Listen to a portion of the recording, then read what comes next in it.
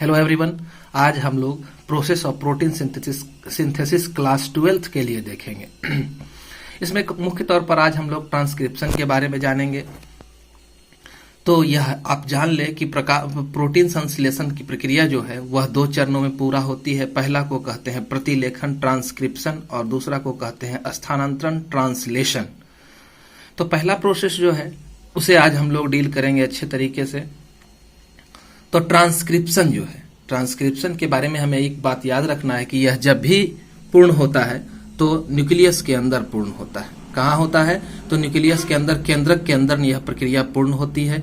इसमें होता क्या है कि जो भी हमारा जेनेटिक इंफॉर्मेशन है ना, वह जो है टेम्पलेट स्ट्रैंड डीएनए से आरएनए में ट्रांसफर होता है। यानी कि कह सकते हैं कि डीएनए से आनुवांशिक संरचना जो है मैसेंजर आरएनए में स्थानांतरित होती है।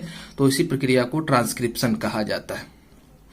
यह प्रक्रिया जो है काफी हद तक डीएनए द्विगुणन से मिलता जुलता है। यह प्रक्रिया डीएनए द्विगुणन से काफी हद तक मिलता जुलता है।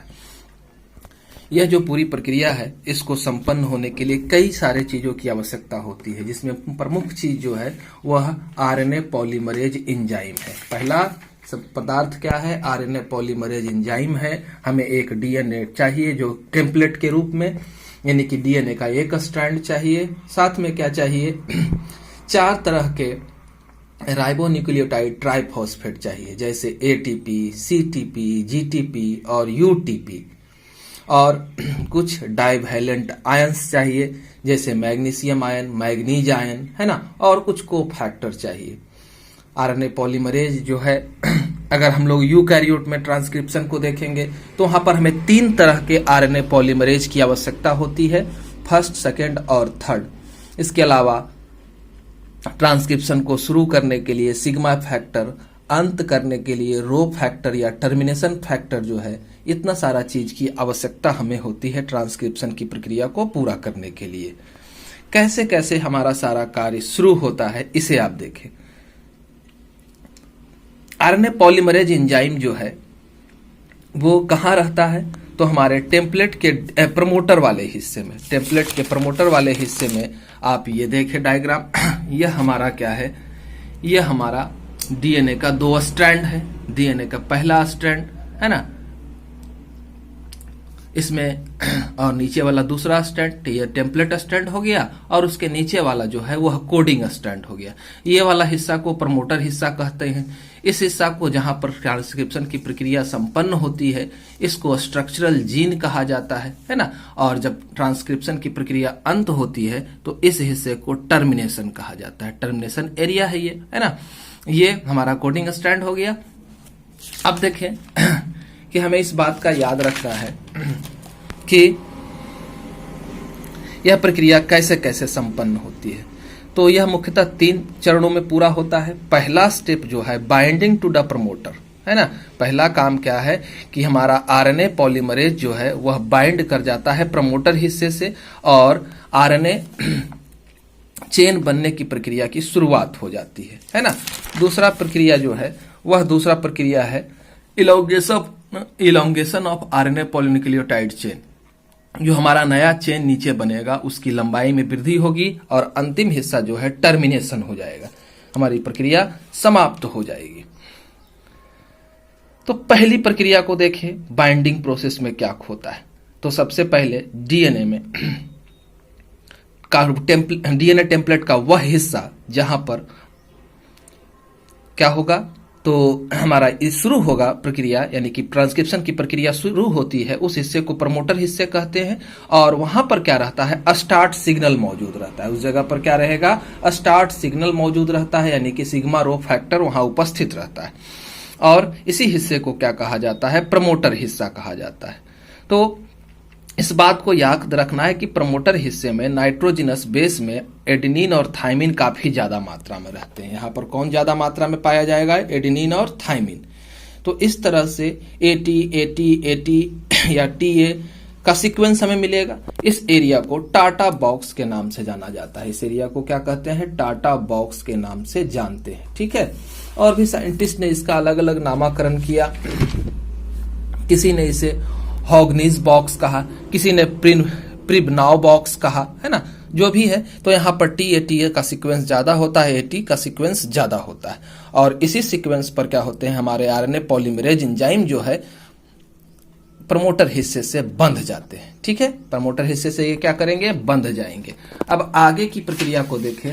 DNA के पास जो है सही स्टार्ट सिग्नल को पहचानने के लिए कि कहां से हमें ट्रांसक्रिप्शन की प्रक्रिया को शुरू करना है, उसी के लिए सिग्मा फैक्टर प्रेजेंट होता है और तभी ट्रांसक्रिप्शन जो है वह स्टार्ट होगा। यहां से RNA चेन क्या होता है, बनना शुरू हो जाता है। ठीक है, अब देखें elongation of RNA polynucleotide chain.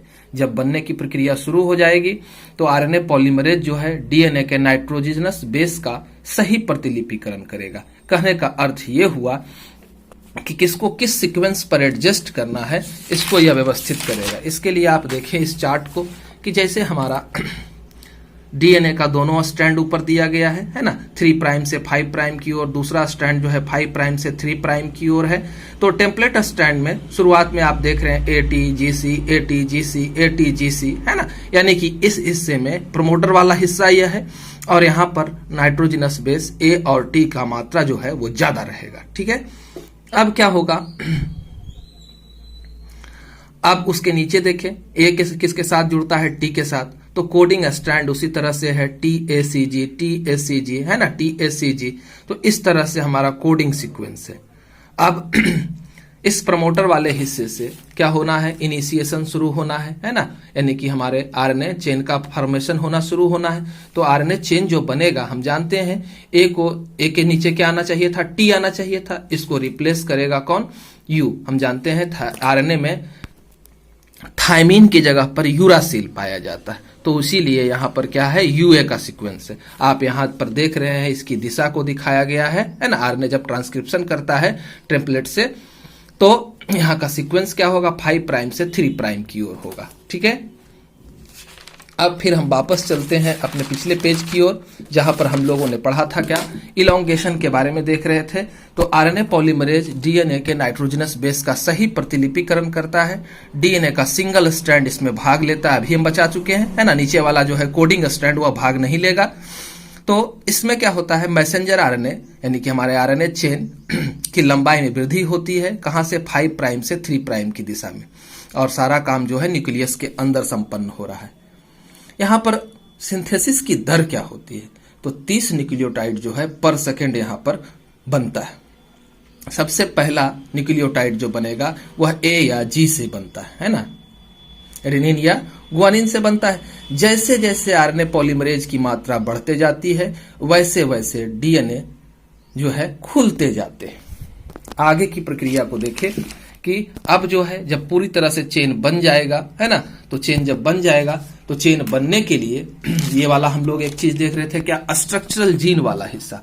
तो हम बताए थे कि प्रमोटर के बाद वाला हिस्सा, टर्मिनेशन से पहले वाला हिस्सा, ये वाला हिस्सा जो है स्ट्रक्चरल जीन कहलाता है। वही लिखे हैं, टेम्पलेट का वह क्षेत्र जहां ट्रांसक्रिप्शन होता है यानी कि मैसेंजर RNA का निर्माण होता है, उस हिस्से को स्ट्रक्चरल जीन कहा जाता है। इस हिस्से में दो तरह से हमारा पॉलीपेप्टाइड चेन का निर्माण होता है। एक जो है मोनोसिस्ट्रॉनिक, इसमें पॉलीपेप्टाइड चेन की एक पॉलीपेप्टाइड चेन बनता है, और यह मोनोसिस्ट्रॉनिक जो है वह यूकैरियोट में प्रेजेंट होता है। Polycistronic, more than one polypeptide chain का निर्माण होता है स्ट्रक्चरल जीन वाले हिस्से से। तो यह जो होता है वो प्रोकैरियोट में होता है ना। यह हिस्सा कहां पाया जाएगा, प्रोकैरियोट में पाया जाएगा पॉलीसिस्ट्रॉनिक, और मोनोसिस्ट्रॉनिक जब भी रहेगा तो यूकैरियोट में रहेगा। ठीक है,